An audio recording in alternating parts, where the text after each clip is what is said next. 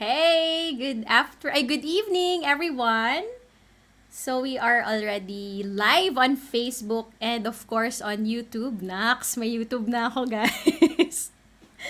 So before we start, let's go ahead and greet the early birds for tonight, no? So hi to Apple from Bacolod and Carl from Cebu.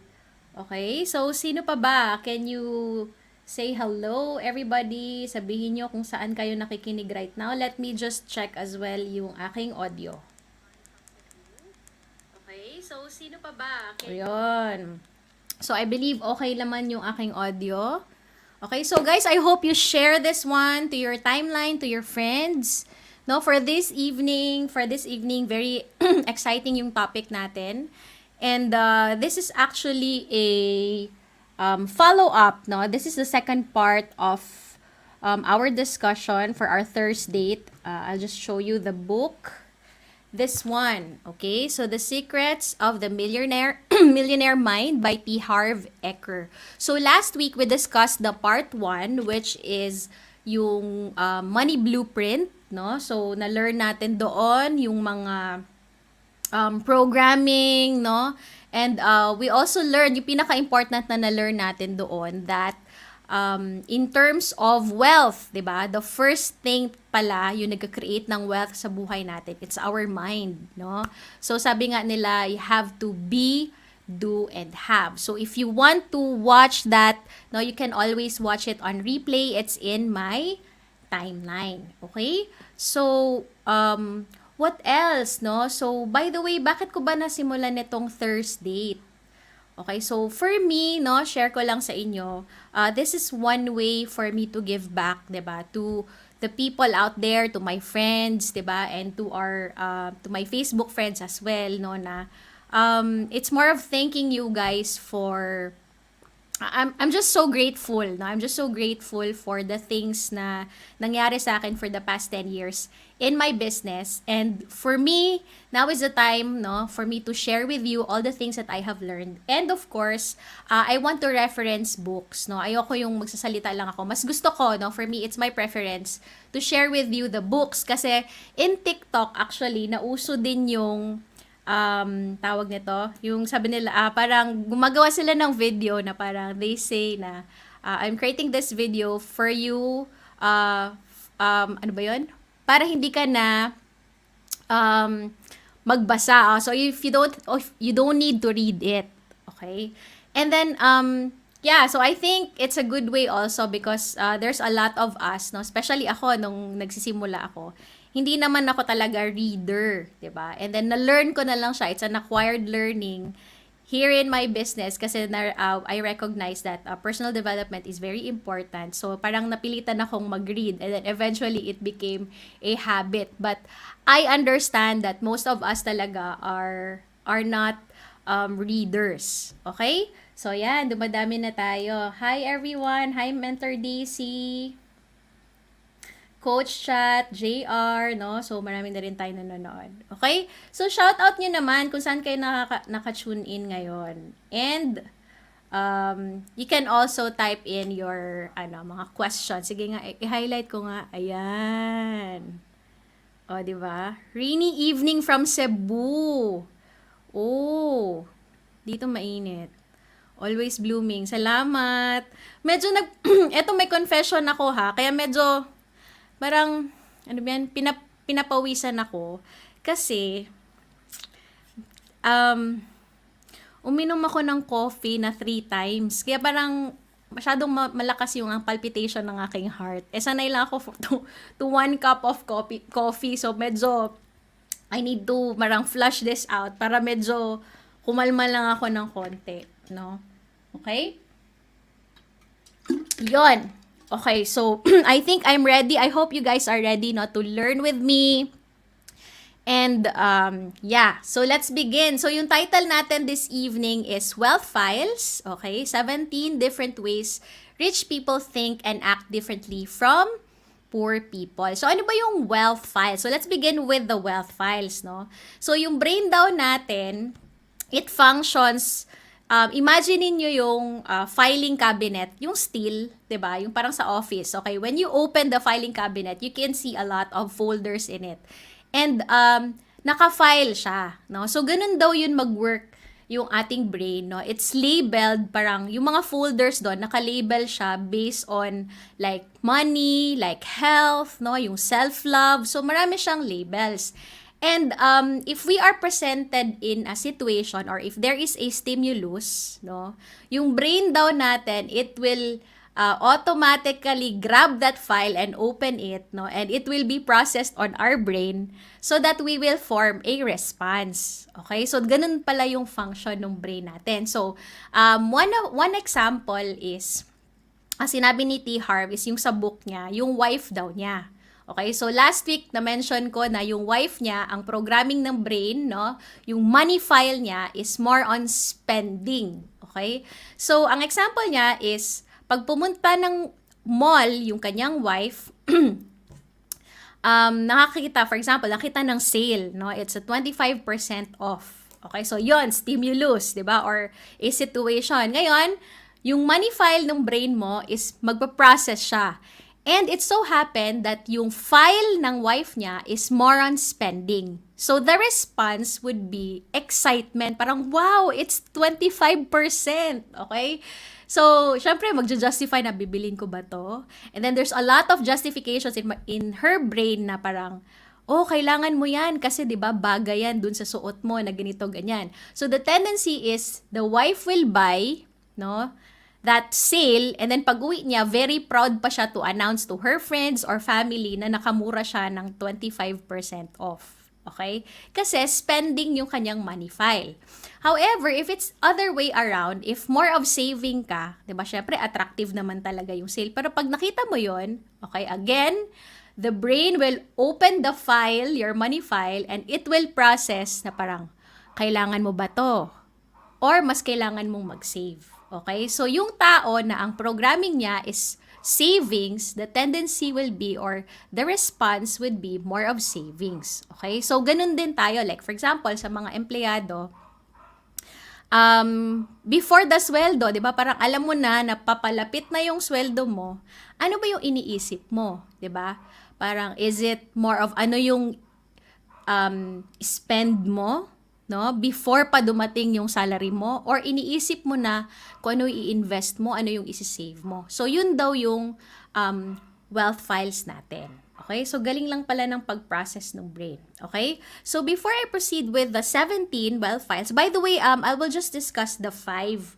No, 5 lang muna ngayon kasi 30 minutes lang naman tayo. Okay? So, disclaimer muna tayo, guys, no, before I proceed with the 5. So, first of all, okay? Nakita nyo ba yung screen ko? Let me check first. Yan. I hope you can read. So, okay. So, first of all, no, disclaimer. There is no way, no, shape or form do I mean to degrade poor people, no, or want to appear to be without compassion for their situation. Kasi you will always hear from me about rich and poor, no? It's more of comparison.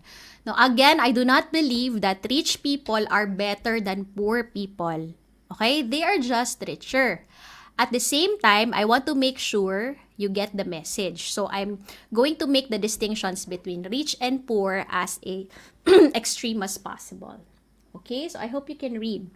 So, the second disclaimer is, when I discuss rich, poor, and middle-class people, no, what I'm referring to is their mentality. Okay? How different folks think and act rather than the actual amount of money they've got or their value to our society. Okay? Malinaw yan, ha? And finally, okay, I'm going to ask you, guys, no, to be willing to let go of being right. No? What I mean by that is to be willing to let go of having to do it your way, or in the simplest form, parang just have an open mind, okay? Para mas maintindihan nyo yung discussion natin ngayon. Why? Because your way, no, has gotten you exactly what you've got right now. So if you want to change our current situation, of course, no, let's have an open mind and listen, no. And again, this is not my personal opinion. It came from the book naman din. And I've learned a lot, no. And this book has really changed my mind. That's why sa Thursday, ito talaga yung first book, no, na gusto kong i-share sa inyo. Okay? So let's begin.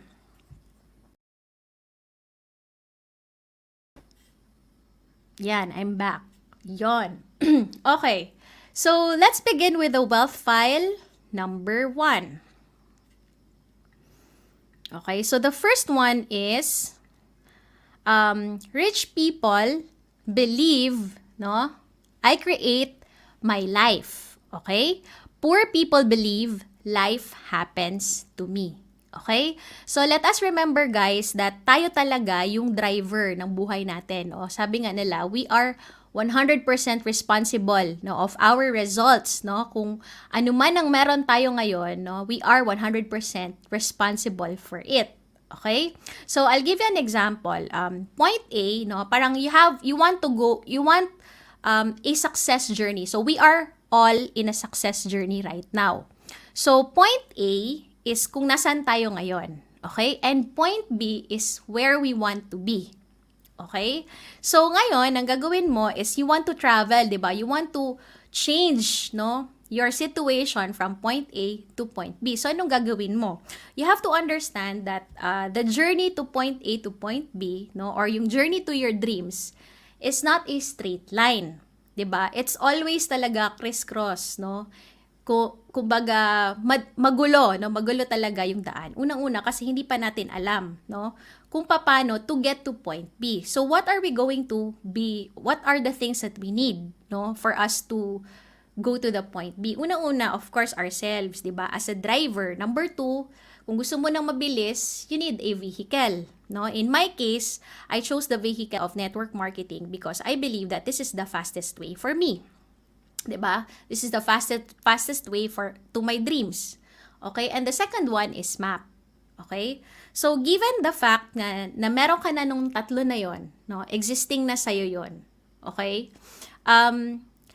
Kahit pa gaano ka ang tawag nito, even though meron ka ng mga resources, no, like the car and the Google Maps, if ikaw sa sarili mo hindi ka marunong mag-drive, 'di ba? You don't know how to use it, 'di ba? You will not get there, correct?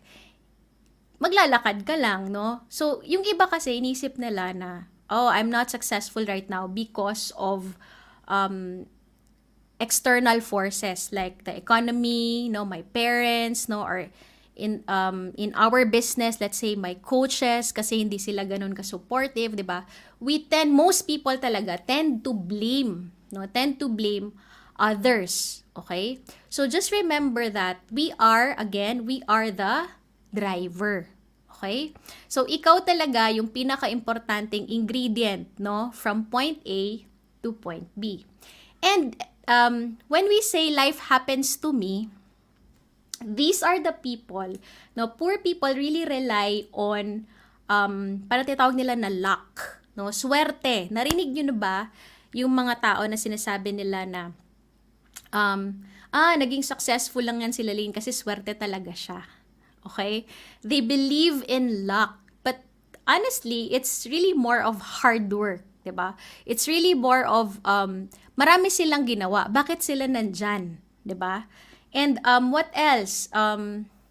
Life happens to me. Another example is marami akong utang ngayon. Wala eh. I cannot do business kasi marami akong utang. O 'di ba? Na-blame sa utang. But first and foremost, isipin natin bakit ba nagkaroon ng utang, no? So tinatanong ko, mayroon man ako mga kakilala na marami silang utang. And then there is one na sabi niya nagkaroon siya ng utang dahil may nagkasakit sa family nila. Wala eh, meron talaga nagkasakit, ganun talaga. No, but it's not. No, but actually we should really prepare, 'di ba? Tayo yung responsible doon. Bakit tayo nagkaroon ng utang? Kasi dapat nag-prepare tayo. Kasi emergency always happens, correct? So, what else? Ano pa ba yung mga poor mindset? malit lang kasi yung sweldo ko. Okay? Pwede naman kasi, if you know that malit yung salary mo, there's a way, di ba? You have to create things na parang, I need to earn money, an additional income. Okay? Or what else?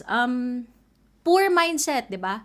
Parang, oh, let's say, sa business ko, napakamahal naman ng supplement mo. I cannot afford that. But if you're going to check their lifestyle, they spend more on gadgets. Okay? So, iba. No? So, therefore, magkaiba pala yung priority ng rich people and poor people. Okay? So, if you agree with that, guys, I hope, can you please type 1 if you agree with me? Yan, I'm seeing your comments. Oh, you're tagging people. So, thank you for tagging people. Okay, what else? Ano pa ba? Ayun, ito favorite ko to. Rich people, di ba? Take 100% responsibility. Okay? While poor people play the victim. Okay? Yung mga pa-victim. And sabi dito sa book, there are 3 victim clues. Okay? Meron daw 3 clues, no, where you can say that the person is playing victim. Okay? Unang-una is the blaming game. Okay? They blame a lot of people for their circumstance. No? Eto kasi may pandemic, ganito talaga. Or, yung parents, meron talaga akong kakilala, guys, na mayaman sila before, and then, biglang na bankrupt. Okay? And hindi ko lang talaga maintindihan bakit every time I talk to that person, lagi nang biniblame kasi yung tatay ko, mali daw yung financial decision. And for me, that was so long ago, di ba? So you're blaming other people, no? You're blaming the situation, you're blaming other people except for yourself, di ba? So the question is, ano ba yung ginagawa mo ngayon for you to be able to rise up to that financial crisis, di ba? So yeah, number 1. Number 2 is justifying, okay? So, pa-victim daw pala yung mga nagja-justify. I don't know if narinig nyo na money is not important. Kasi sabi ni T. Harv, meron daw siyang client na sinabi na, T. Harv, you know what? Money is not important. Okay? And blah, blah, blah, blah. Alam niyo ano ginawa ni T. Harv? Okay, wait. You're broke. Sinabi ni T. Harv. O, diba? Straight to the point. You're broke. Tapos, alam niyo anong sagot? Yeah, but because my business is blah, blah, blah. Because of my business, that's why I'm broke. Sabi ni T. Harv, no, you are broke for how many years right now? Yes, diba? So, yan yung mga sinasabi natin na justifying, no? Parang, okay lang ako sa simpleng buhay. Yon, yung mga justifying. But to be honest with you, di ba, the rich talaga, they know that money is very important. That's why, kumbaga, they really put value on money, no? So, poor people justify na parang yung lack of money. So, nakuha nyo ba? And number 3 is complaining. Okay? Ito yung pinaka medyo allergic ako, no? So people complain. So most daw complainers, 'di ba? If napansin nyo, lahat ng mga tao nagko-complain, they have a tough life. Do you agree? No? Lahat na lang meron silang nasasabi, like they blame, they complain about like in my business right now, no, I see a lot of people complaining about the system, other people, no. There's one example na may prospect or there's a person who wanted to join, no, our organization, and dati na siyang part ng ibang networking company. And then when I asked that person, ano nangyari? Bakit sa company na to di ka nagtagal? So, lahat ng narinig ko is negative complaints about the company, about the upline, no? And no wonder that person is palipat-lipat na siya ng ibang company. Okay? So, victim talaga, 'di ba? I mean, playing victim kasi always complaining. And even though if like we are here in our company, I also encounter people who are complaining about price increase, 'di ba? What else? Parang walang walang bibili na supplement ngayon kasi pandemic. So maraming complaints. Okay? So, yan talaga yung mga victim clues. Okay? So, I don't think that, sabi nga ni T. Harv Eker, wala akong nakitang taong rich and a victim at the same time. Okay? So, do you agree, guys? So, let's proceed with the wealth file number 2. Okay, let me just check your comments. Yan. So, I hope you're learning so far, no? So, wealth file number 2. Okay? So, rich people play the money game to win. And poor people play the money game to not lose. Okay, ulitin ko ha. Rich people play the money game to win. And poor people play the money game to not lose. Okay? Parang ano lang, ayaw nilang manalo, okay? Ayaw din nilang matalo. Okay? Parang middle lang. Okay? So, ganyan din yung programming ko before. Ganyan din naisip ko when I joined this business. Buti na lang na-change ko. Ano yung mentality ko? Sabi ko, I'll join this business and then babawiin ko lang yung kapital and then okay na ako doon. Okay? So, nakita nyo ba yung mindset na I'm playing it safe, no? Babawiin ko lang yung aking kapital. And then, there's another example. I have an associate, like years back. Tinanong ko siya, ano yung reason mo? Bakit ka nag-join ng business natin? Sabi niya, I just want to pay my debt. Okay? So, magkano ba yung utang mo? Sabi niya, 60,000 pesos. Okay? Sige, I'll help you hit that 60,000 pesos. And you know what? In 6 months' time, that person was able to pay the 60,000 debt. And guess what? Ano yung nangyari after? Hulaan nyo. Okay? Ang nangyari after is, nag-quit siya. Why? Kasi the intention is just to pay the utang, 'di ba? Poor people play the money game to not lose. 'Di ba? Nung na-hit na niya yung 60,000 pesos, wala na. Nawala na siya sa business. But if you have a rich mindset, anong gagawin mo? You will aim for more because you want to challenge yourself to go further na, wow, nakaya ko pala yung 60, I'll push more, I'll push more, I'll push more. Okay? And the poor people mindset naman will think, oh, greedy naman yan. Greedy, hindi ka naman ako kontento. So, nakita niyo ba yung difference? So, when it comes to this wealth file number 2, poor people think of just paying the bills. Diba? Yung intention is just to pay the bills. Well, the middle class naman, usually, the intention is just to become comfortable. Diba? Yung parang, gusto kong maging, tawag nito, I want to do this business, no? I want to earn in my business because I just want to be comfortable. O, yan yung usually, parang one step forward lang siya compared to the poor mindset. However, the rich people think bigger. Parang they think of vision, no? Parang, wow, kung nakaya ko sa sarili ko, I can help others do the same. And if I can help others do the same, no, they can help also other people, no, to hit whatever goals they have, 'di ba? So, most people daw, parang middle class people, they are trapped in this mentality na tinatawag natin simple and comfortable mentality. Okay, ano 'yon? Simple and comfortable mentality. So, what does it mean? Yung parang, ito yung mga mindset na narinig ko na, Nalalin, wag masyadong umangat. Wag ka masyadong umangat. Kasi pag umangat ka na, masyado nang mataas yung bagsak mo. Okay? So, yung mga ganong mindset. And, what else? If you think about, simple and comfortable. In real life, there is no such thing as simple and comfortable. Why? When you go to the hospital, ang option mo lang is public and government and private hospital, ba? If you want to go to university, yung mga anak mo, gusto mo silang pag-aralin, dalawa lang din yung option mo. Simple, sorry, private and public. Diba?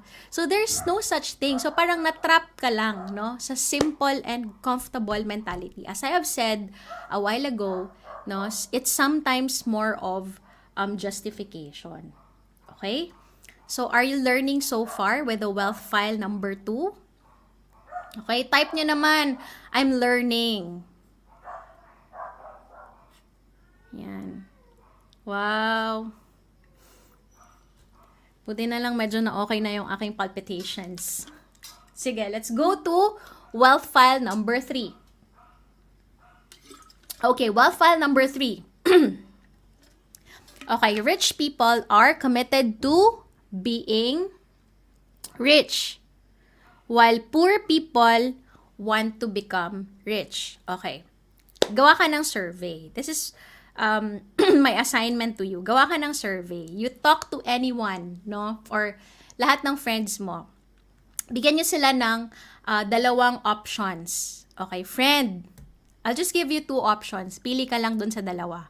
Do you want to become rich or do you want to become poor? I'm sure, no? 100% of the people na tatanungin mo, ang answer nila is rich. Correct? They want to become rich. But in reality, most people are subconsciously, they don't want to become rich. Kumbaga, they want, no, in terms of speaking, no, in terms of their words, but in their file, it's actually they have a negative file. They have a negative wealth file. Okay? So, paano ko nasabi na merong mga negative wealth file? Why? Because most people have negative feelings towards money. Correct? Narinig niyo na ba yung, huy, wag natin pag-usapan yung pera. 'Di ba? Parang there's something about money na ayaw nilang pag-usapan. Why? It's a negative wealth file about money. Come to think of it, you want to become rich, but ayaw mong pag-usapan yung money. Another one, ano pa ba? Yung mga pwede kong mabigay sa inyo. Oh, ayokong maging rich kasi people will take advantage of me. Yon, another one, 'di ba? Gusto mo, pero meron kang negative na naiisip about it. Another thing, or kung may anak ka na, ayokong maging sobrang yaman, baka makidnap yung mga anak ko. 'Di ba? So, there are a lot of things. So, if you know something na parang taliwas doon, no, sa gusto mo, nasa mind mo, na parang lagi niyong naririnig, okay, can you please type it? Yeah, happy naman ako. I'm learning. Yeah, i-highlight nga natin to. Wow, thank you guys. Yes. So, let's go back to wealth file number 3. So, di ba there's a lot of parang negative files talaga when it comes to wealth. So, balik tayo doon ha, ulitin ko. If you survey people if they want to become rich or poor, the answer is always, I want to become rich. But subconsciously, meron talagang negative files in the brain that they don't want to become rich. Parang they repel. That is why the universe, diba? Last week, napag-usapan natin yon about attraction, about programming, diba?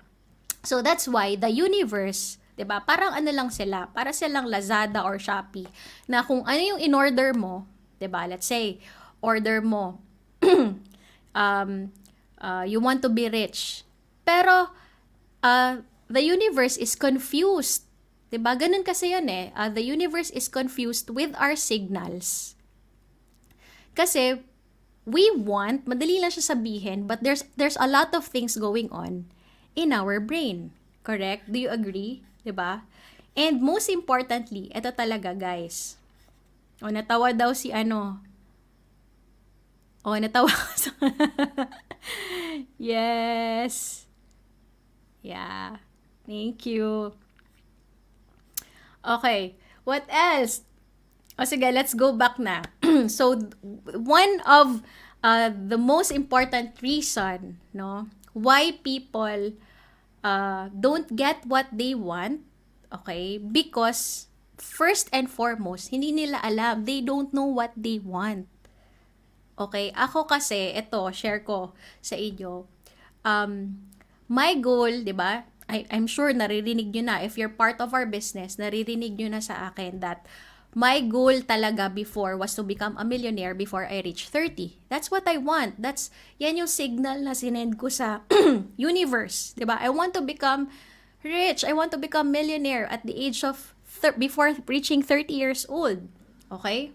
And so, when I turned 28 years old, sabi ko nga, 50,000 lang yung nasa bank account ko. And what happened? Anong gagawin ko? And all of a sudden, there's an opportunity na dumating. And true enough, no, hindi umabot ng 30, nakuha ko yung aking goal. So, ibig sabihin, the point lang there is, there's a difference between committed ka doon sa committing, no, to become rich or wanting to be rich. Kaya nga dito sa book, sinabi ni T. Harv, there are 3 levels daw of commitment. Okay, the first one is yung wanting lang. Okay, kaya nga sabi dito, hanggang want lang. Yung I want to become rich, 'di ba? Ito daw yung weakest form of your commitment kasi when you just say want, no, out of lang siya, pag convenient lang sa'yo, correct? Out of convenience lang, but when you feel that parang there is a threat na, no, or parang napagod na ako, I want to quit na, yon. So want lang yung level kapag ganon, okay? So the second level of levels of commitment is I choose to be rich. Okay? So this is stronger, no? This is stronger. So it's more of burning bridge. Okay? So parang, okay, i-burn ko na yung bridge ko sa poor and then there's no way but to go to that journey. Okay? Towards that. Okay? So I choose to become rich. But sabi ni T. Harv, that is not the best, sabi niya, that is not the best level of commitment, no? The best level of commitment is, eto na, yung committed ka talaga. Ibig sabihin, ano ba tawag nito?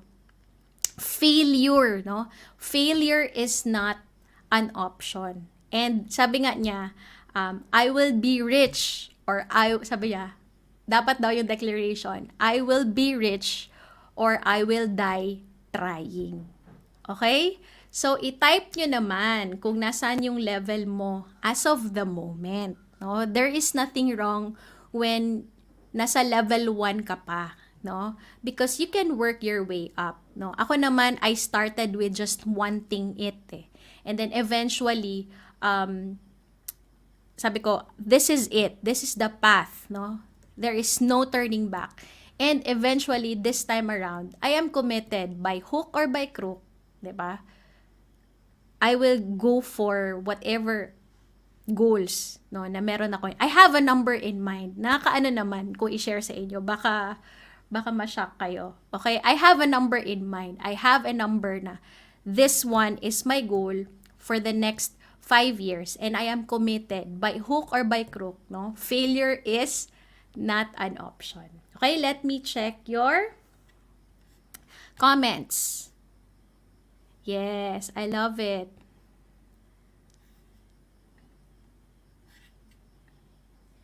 Yan. Are you ready for the number 4 wealth file? Okay. So, number 4. Okay? So, rich people think big. Okay? And poor people think small. Okay, meron akong kwento dito. Personal experience ko. I have an associate, like 3 years then, 3-4 years ago. Ano siya? Parang sales, ano ba tawag doon? Merchandiser ba tawag doon? Basta salesman sa isang mall. Merchandiser. Okay, so he's earning, minimum wage. And then, tinanong ko siya, sabi ko, what is your goal, no? Ba't ka nag-join ng business natin? Kasi nakikitaan ko talaga siya ng potential.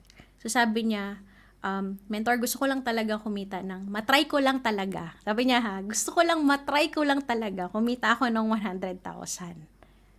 Pag na-try ko na yon, happy na ako. So, ano yung na-realize ko? Na-realize ko that for him, 'di ba? 100,000 is so big, 'di ba? So, so the word is, 'di ba? Listen to the word. Try ko lang. Okay? So, what I did was sinama ko siya no nung nag-deposit ako sa bank. And 100,000 yon. So, sabi ko, so kumuha ko ng number, and then sabi ko, pag nakita mo itong number, ibigay mo itong money. So, I gave him the money, 100,000. So, alam niya no reaction niya. Sabi niya, na-shock siya. Sabi niya, ha? Ito lang pala yung 100,000. Okay? Kasi, di ba, ganun lang naman. No? If it's 1,000 bill, ganun lang naman siya kaliit. So, he learned that 100,000 is just a small amount of money. Ang nasa isip niya kasi, napakalaki, napakarami nung 100,000. So, yon. So, for me, I did that for him para ma-experience niya, para lumaki no yung mindset niya. So, lahat naman tayo when hindi pa tayo in our business, for example, we are not exposed, 'di ba, with kumbaga, we just started with a very small goal, no? Most of us started just want to pay our debts, no? Just want to earn like 20,000 or let's say 100,000. But one thing I've learned is rich people, they expose themselves, no, to people to people who are more successful than them so that they will think bigger. Okay? In my case, that's why I love traveling because na-expose ako lalo na kapag nag-travel ka sa Europe, no, or in the US. Doon ko talaga nare-realize or nafe-feel ko talaga that I need to think big. I need to do more, no? Kasi pag nandun ka sa ibang bansa, feel mo talaga na parang middle class ka lang doon, 'di ba? Ayun. So, the goal really is to really think big, no? And when I say big, it's not just about yourself, 'di ba? Ito normal 'to ha. Dati nung bago pa ako, kapag bago ka pa or hindi mo pa talaga na-achieve yung personal goals mo, you always think of sarili mo lang income. Okay? And that's normal. There's nothing wrong with that. No? Ito yung goal ko for myself. But, nung na-reach ko na, personally, yung certain level of income na target ko, nag-iba na. No? Nag-iba na yung perspective ko. And, nung bago pa ako sa business, I can really hear from other leaders, no? Very successful leaders. They always say na, I want to inspire others. Ginagawa ko to. I'm really striving my best so that I become a model to you. And then at the back of my mind, listening to that, sabi ko parang, parang ano lang naman yan. Parang, baka sinasabi lang nila yan. Parang ganon. So parang may negative, di ba? Kung i-analyze mo, it's a negative wealth file. Okay? Pero when it happened to me, sabi ko nga na, nag-iiba nga talaga. Nag-iiba yung perspective mo. So, thinking big, nag-wealth file number 5 na pala. Number 4 muna tayo ha. Okay. When I say, when you think big, no, it's bigger than yourself, 'di ba? It's bigger than your personal goals, no? You are responsible to a bigger community, no? You're responsible to the people who look up to you, 'di ba? That's why in a way, no, there's really a parang tawag nito. So that's it, no? That's it. One way of thinking big, 'di ba? To enlarge your vision, not just for yourself, no? But to a bigger cause. Okay? And sabi ni T. Harv, by the way, we are paid daw, no? Okay? We are paid directly proportion to our value, 'di ba? The value that we give to the marketplace. Okay? So that's why rich people pala they are givers, 'di ba? That's why if you notice they give free trainings, 'di ba? They inspire people, they have social media. That's like for example, yung mga influencers, 'di ba? They give out a lot of information. So actually when you Google about being rich, about being wealthy, there's a lot of information out there, no? It's free. Okay? It's really up to the person. And another thing na sinabi ni T. Harv Eker, when it comes to value, there are there are four parameters, no, kung saan na measure yung value natin. Unang-una, again to those may nakikita kasi akong bago lang nag-join. So this is the book, no, that I'm talking about right now. Okay? So those four values daw, your value in the marketplace are determined by these four. Unang-una, supply and demand, and then quality and quantity. Okay? And most people struggle in the quantity. Okay? So what do I mean when I say that? If you've noticed, Facebook, Amazon, 'di ba? Yung owner na nun, the owners of Facebook and Amazon are billionaires. Why? Because they are serving, no? They are serving in terms of quantity. Marami silang siniserve, like Facebook, 'di ba? How many billions of people are using Facebook, correct?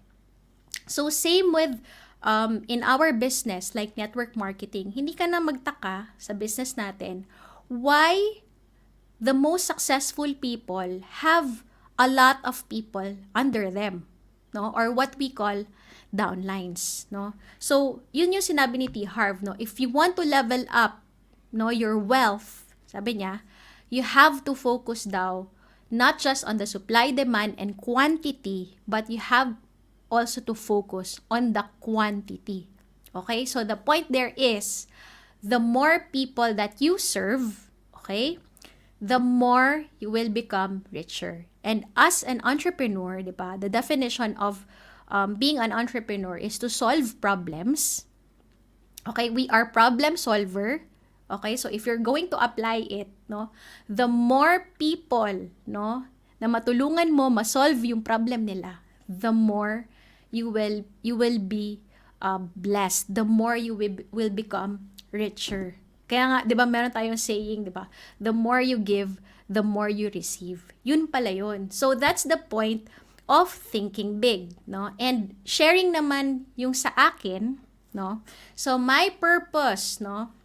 So I'm done with this earnings and everything, no? My bigger purpose right now is to really help, no, people in terms of their time, health, and money. Okay? So that's why yan na yung focus ko right now. Okay? So kung babalikan natin yung another wealth file, no? Yung wealth file na ang tawag nito, yung wealth file na you just focus on your own, 'di ba? That's why kumbaga the lesser okay, again. Let's talk about what's the best example? Okay, kapag employee ka, 'di ba? Maliit yung sweldo mo because you're just serving one boss. Okay? So that's my point, no? Serve more people. Okay? That's the key Service, sabi nga, service to many leads to greatness. Okay? So, are you guys learning so far? Yan. Think bigger, think about your community. That's right. Okay, so let's move on to, we're done with the wealth file number 4. Okay? So, let's move on to the last. Actually, this is not the last kasi meron tayong 17. So, 5 lang yung topic natin ngayon. Okay, so na-overtime na ako ng konti. But I'm happy that you're still here with me, guys, no? So, wealth file number 5. Okay, rich people focus on opportunities. Okay? Always thinking of opportunities. And poor people focus on obstacles. Okay? So, napansin ko, Okay? Not just our business ha, but business in general. Okay? Pag nag-present ka ng opportunity sa poor people, they always think of number one, wala akong pera. Okay? Number two, wala akong skills. Hindi ko kaya yan. Number three, um, I don't have I don't have friends. I don't have contacts. Okay? Lagi nyo bang naririnig yon, no? Poor people always think of what could be, what's the worst thing, no, that could happen. But rich people always think of opportunity. Pag nakita nila na, oh, this is a very good opportunity, they don't think of other obstacles. All they do is to just jump right in. Okay? Ang term ni T. Hard dito is entering, no? Sabi niya, entering the corridor. So, ano ibig sabihin ng entering the corridor? It just simply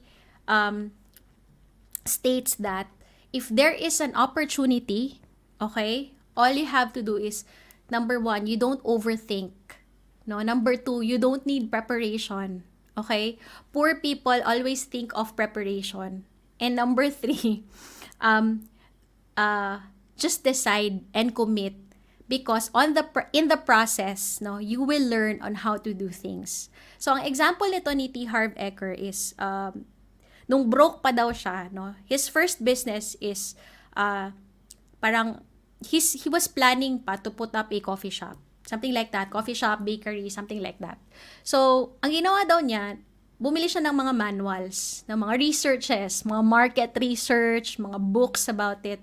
And then sabi niya, wait, ano ba tong ginagawa ko? Wala akong na-accomplish, ilang buwan na. Okay? Sabi niya, why don't I, no, the corridor, and why do I enter the corridor, no? So sabi niya, and what he did was, he applied for a job, no, doon sa isang bakery. Okay? And naging bus driver siya. So, he started from scratch. Why? What is the purpose? He wants to learn yung mga pasikot-sikot ng business. So that's where, no, being a bus driver, no, nung doon niya nakita yung mga contacts, no, nung mga suppliers, doon niya na meet because he's a driver, 'di ba?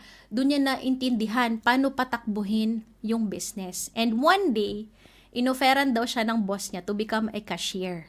Ano sinabi niya? No thanks. I don't want to become a cashier kasi wala daw siyang ma-learn kung nandun lang siya sa cash register. Sabi niya, he still wanted to become a bus driver. So, what is the lesson there, no? Rich people really, parang they don't mind if they start from the scratch, no? From the bottom. Okay? Ang napansin ko lang, poor people really wants shortcut. Sabi nga nila, they want a comfortable. Gusto nila nasa posisyon kaagad.